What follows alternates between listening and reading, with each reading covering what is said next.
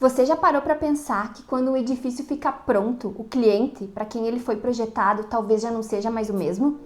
Parece uma pergunta super simples, mas ela revela um dos maiores desafios da incorporação imobiliária. Entre a compra de um terreno, os estudos de viabilidade, a definição do produto, o desenvolvimento do projeto, a aprovação nos órgãos públicos, o lançamento e a entrega das chaves pode se passar 5, 6 anos.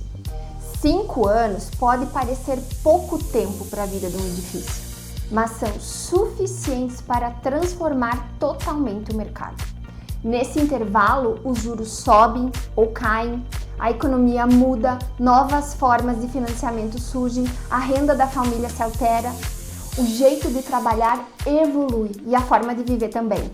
E quando as chaves finalmente são entregues, às vezes o comprador não é mais o mesmo quando aquele empreendimento foi desenhado. E é justamente por isso que eu acredito que o empreendimento não deve começar pela planta.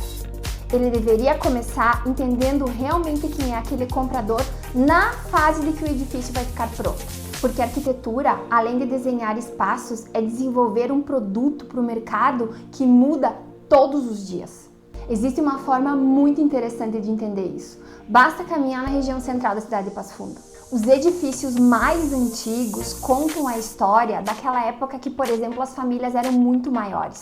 A rotina era diferente e o imóvel foi pensado para acompanhar várias gerações. Apartamentos amplos, salas enormes, corredores longos, cozinha totalmente separada, áreas de serviço generosas, dependência de empregada, poucos banheiros para uma metragem muito grande de apartamento. E vamos falar, dentro daquele contexto, tudo fazia sentido. Fora que o custo do metro quadrado representava outra realidade.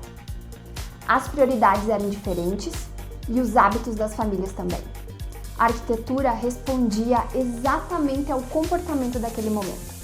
E assim, eu faço questão de destacar isso. Esses edifícios não estão errados. Muito pelo contrário. Eles representam fielmente a realidade a qual foram concebidos.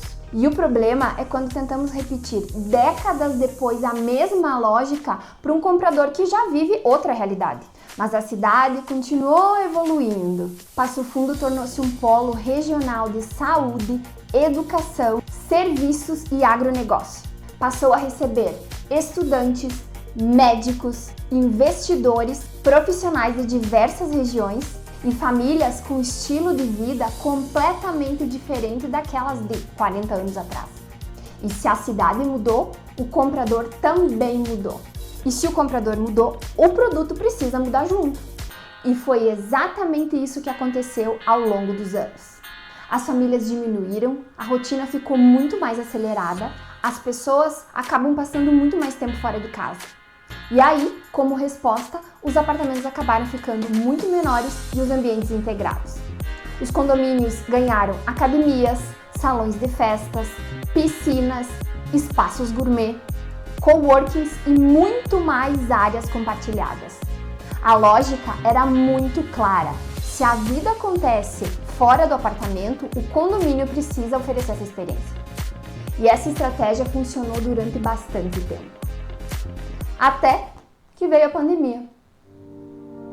E ela mudou completamente essa lógica. De uma hora para outra, a casa passou a não ser mais um lugar que a gente só usava para dormir. Ela virou escritório, sala de aula, academia, espaço de convivência. A varanda passou a ser muito mais valorizada. A iluminação natural deixou de ser um mero detalhe. E a ventilação ganhou protagonismo. E como resposta, muitos empreendimentos ampliaram coworkings, multiplicaram ainda mais as áreas de lazer e criaram espaços compartilhados cada vez maiores. E naquele contexto, tudo fazia total sentido. Só que a transformação não parou por aí.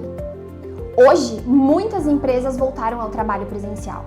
Outras adotaram modelos híbridos. As pessoas continuam valorizando qualidade de vida, mas agora procuram um pouco mais de equilíbrio.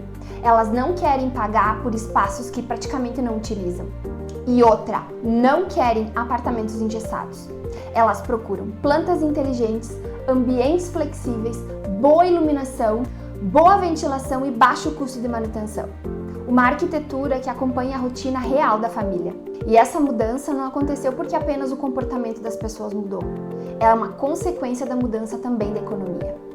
Os indicadores da Abrainc e da FIPE continuam mostrando que o mercado está aquecido, mesmo com juros elevados. O que mudou foi o perfil da demanda. Hoje, aproximadamente metade das vendas residenciais no país acontece dentro do programa Minha Casa Minha Vida. Enquanto isso, o mercado de alto e médio padrão enfrenta compradores muito mais criteriosos. Ciclo de venda mais longos e maior sensibilidade ao nosso cenário econômico. Ou seja, não existe um único mercado imobiliário, existem mercados diferentes acontecendo ao mesmo tempo. E cada um deles exige uma estratégia totalmente diferente. Isso ajuda a explicar porque apartamentos muito grandes perderam a liquidez em diversas cidades. Não porque sejam imóveis ruins, mas porque existe um número menor de compradores interessados nesse perfil. Ao mesmo tempo, apartamentos menores, inteligentes, bem resolvidos, eficientes e adaptáveis conseguem atender uma parcela muito maior da população. Perceba, a discussão deixou de ser sobre metragem. Hoje ela é sobre inteligência de produto. É sobre eficiência e sobre compreender quem realmente vai comprar aquele empreendimento. E é aqui que eu vejo uma grande oportunidade, principalmente para as construtoras de cidades do interior. Nos grandes centros como São Paulo, Balneário Camboriú, Porto Alegre, já é comum encontrar empresas que iniciaram um empreendimento com uma boa pesquisa de mercado, definindo muito bem o seu produto, analisando o comportamento do consumidor e estudos de posicionamento muito antes do primeiro traço do projeto. Mas em muitas cidades do interior a gente ainda vive uma realidade totalmente diferente disso. O novo empreendimento nasce reproduzindo a fórmula do empreendimento anterior. Parte-se da ideia que, se vendeu há 5 anos atrás, vai continuar vendendo da mesma forma. Engana-se. É exatamente aí que mora um dos maiores riscos. Porque o comprador muda muito mais rápido que o tempo para desenvolver a obra total de um edifício. Quando eu participo da criação do empreendimento, meu olhar não fica apenas na planta. Ele está principalmente no comportamento das pessoas, na economia, na cidade, na velocidade que aquele mercado está mudando. E antes de desenvolver qualquer ambiente, eu procuro responder uma pergunta muito simples. Quem será o comprador quando este empreendimento abrir as portas? Porque um edifício é muito mais do que uma obra. Ele é um produto. E todo produto que leva 5, 6 anos para entrar no mercado precisa ser pensado olhando para frente e não apenas para o presente.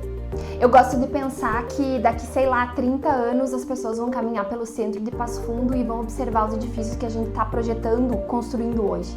E assim como nós conseguimos identificar aqueles edifícios que foram concebidos há muitos anos atrás, alguém também vai olhar para os empreendimentos da nossa geração. E a pergunta que fica é: eles vão enxergar uma arquitetura que consegue antecipar o futuro? Ou apenas mais um empreendimento que antecipou o passado?